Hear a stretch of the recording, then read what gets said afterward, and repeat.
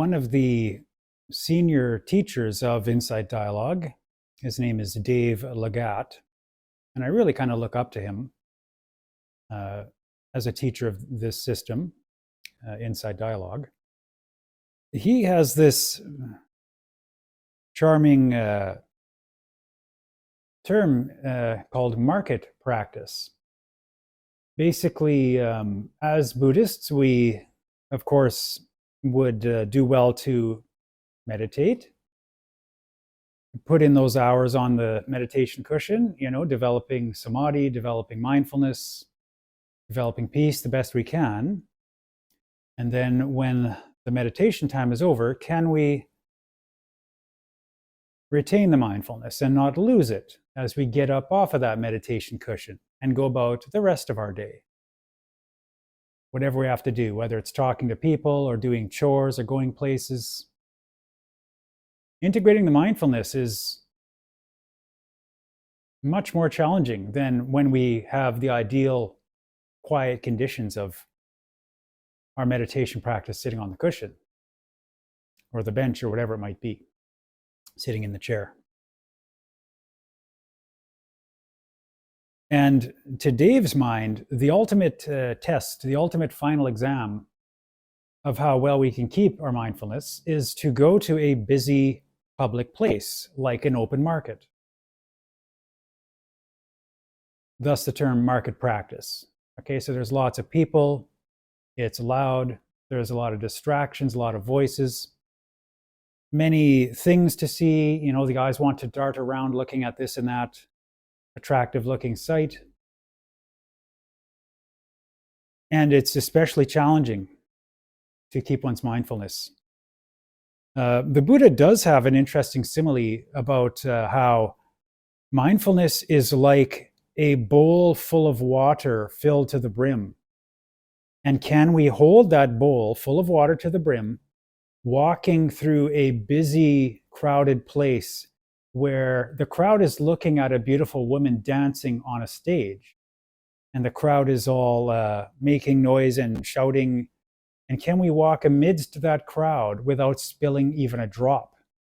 And if we spill even a drop, it is as though there's a man walking behind us holding a sword, and he will slice our heads off if we spill any of that water.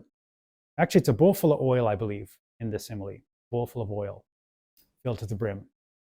So it's challenging. It's challenging. So I think Dave's market practice is kind of reminiscent of this simile.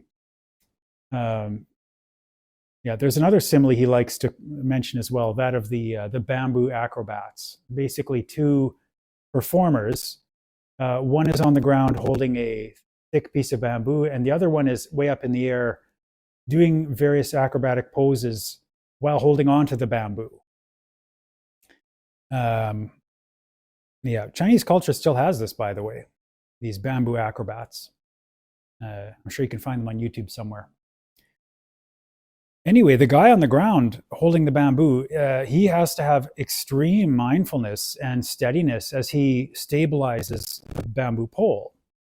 The other acrobat up in the air is leaning and twisting and doing various shiftings around, and the guy on the ground has to kind of absorb it all. And if he's really skilled, he hardly has to move around at all. Is not so skilled, okay, he's going to be quickly staggering around and making short, sharp steps to keep everything in balance. And it's really hard. So Dave likes to use this analogy to explain, we have to be stable and steady like that bamboo acrobat on the ground as these various sensory impingements hit us, contact us, impact us. So market practice is kind of the final exam, isn't it, for how hard it is. So now in my last little Dhamma talk, which hopefully you watched, I was mentioning this lovely, joyous walk I took with a co-meditator during these Insight Dialogue retreats. Now, after the retreats were over, they ended January 3rd, and I had a couple of days in Hong Kong before I had to fly back here to Malaysia, where I am now. And I had the honor and privilege to do a little sightseeing around Hong Kong. One of the Buddhist lay supporters took me around to see the sights a little bit. And I endeavored, okay, this isn't just going to be a touristy, looky-loo around Hong Kong. No, this is going to be practice. Okay, this is going to be market practice, in fact, just like Dave speaks of. I'm going to rise to meet this challenge and see how well I can integrate these new lessons I've learned and keep my mindfulness, keep my meditation together. Now, another insight I'd like to explain is how actually I did a co-meditation with Dave himself the day before the retreat ended. In that co-meditation, as I was sitting there across from him, I had awareness on my body, and I was also having an awareness of the space around me in the room, okay? That tends to help me a lot, is an awareness of the space. Just the 3D volume of the room, having a sense of where everything in the room is all at once. Where are the walls? Where's the ceiling? Where's the floor? And this sense of the space can extend beyond the walls as well. Can I be aware of the space beyond the walls, or even down below the floor, or up above the ceiling? And and it helps me a lot when I don't really make any distinction between inner and outer, like the space inside the room and the space outside the room. That's all just space to me. And the walls are just kind of an arbitrary boundary, which ideally wouldn't impinge or hamper this sense of space. Whenever I'm riding around in a car anywhere, I don't drive vehicles, but if I'm riding in a car, I always remind myself, don't make a distinction between inner and outer. This is in the suttas here and there, by the way. It's not a major teaching, but it helps me a lot when I do it. I try to be aware of what's inside the car, also what's outside the car at the same time, equally. This is hard to do. Usually my awareness will want to be on just what's inside the car or just what is outside the car. But can I balance those kind of equally? And it really works great as an objective meditation. It makes riding in the car 100 times more enjoyable when I do it right. When I was aware of the space between the two of us, that really made the peacefulness increase a lot.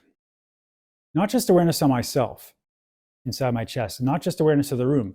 No, but the awareness of the space between myself and Dave. Where was that location between myself and him? Just where was it? There was nothing special about it beyond that. Anyway, that really helped. And I'm like, I'm eager to use this. I'm eager to try this. So then when I went out to see Hong Kong with this lay supporter, I did basically the same things as in my last YouTube video here. Basically awareness on my chest as primary thing, as the primary object meditation. Then whoever I'm with, keep them within my field of vision, even if just within the peripheral vision, panning my head as necessary, and not forgetting they're there. Neither paying too much attention to them, nor too little. So that social context is always remembered in this way.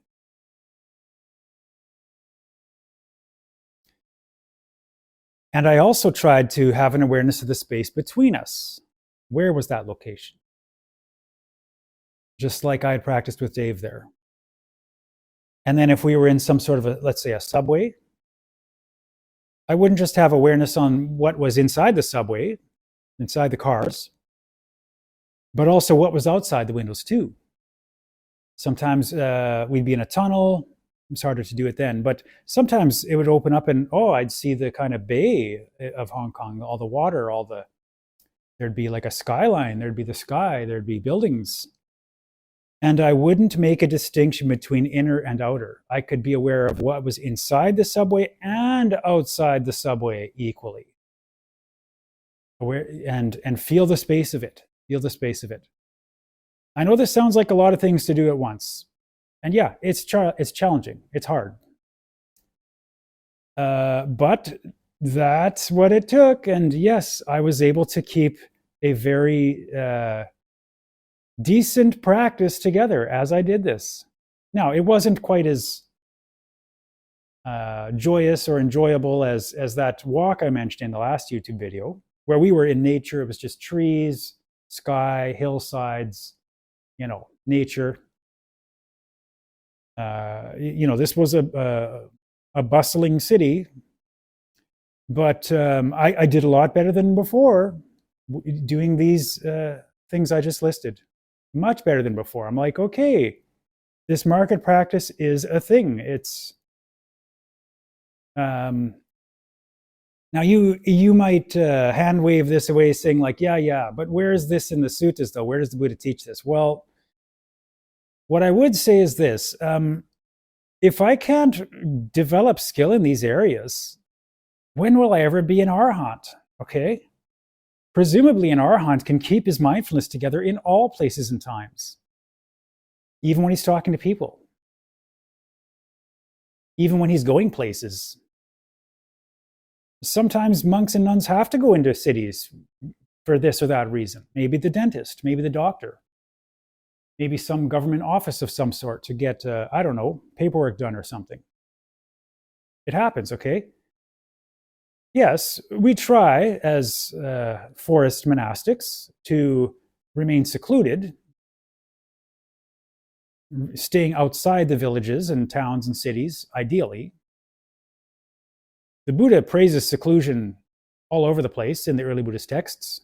It's not a small theme. It's one of the bigger themes. That's certainly the default to aim for, as we can, as monastics. But I say practice has to withstand. It has to stand up to the challenges of, well, yeah, what if you do go into a city? What if you have to ride the subway somewhere?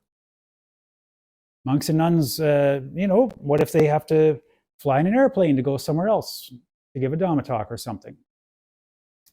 All these varied situations call for some sort of method of practice, which works. It has to work somehow or other, okay? So it's taken me a long time to come up with some objects of meditation which work for me. And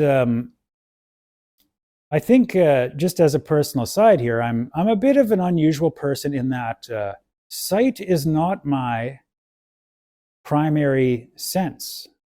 Apparently for 90% of people, their sense of sight is their primary sense. Okay, what they see, they place a lot of stock in. They're very visual people. How everything looks, the appearance of everything matters a lot to them. They place a lot of weight on it, a lot of emphasis on it, a lot of meaning on it. But there's this rare 1 in 10 person where the sense of sight is not their primary sense. It is that of touch. And I think I am one of these rare 1 in 10 people. Touch is actually my primary sense, not sight. Now, these objects of meditation I just explained, keeping the awareness centered in my chest, having a sense of space in the room, having a sense of where the space is between myself and whoever I'm with. This all partakes of the sense of touch, or at least a sense of like space, the element of space.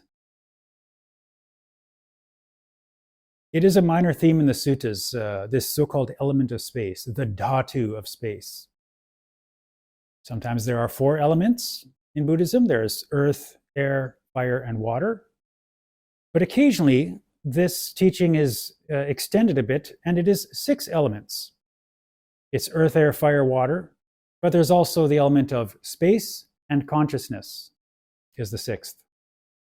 So that space element, although it's not taught all that as a big theme in the early Buddhist text, nonetheless, I've kind of cottoned on to it because it really works for me.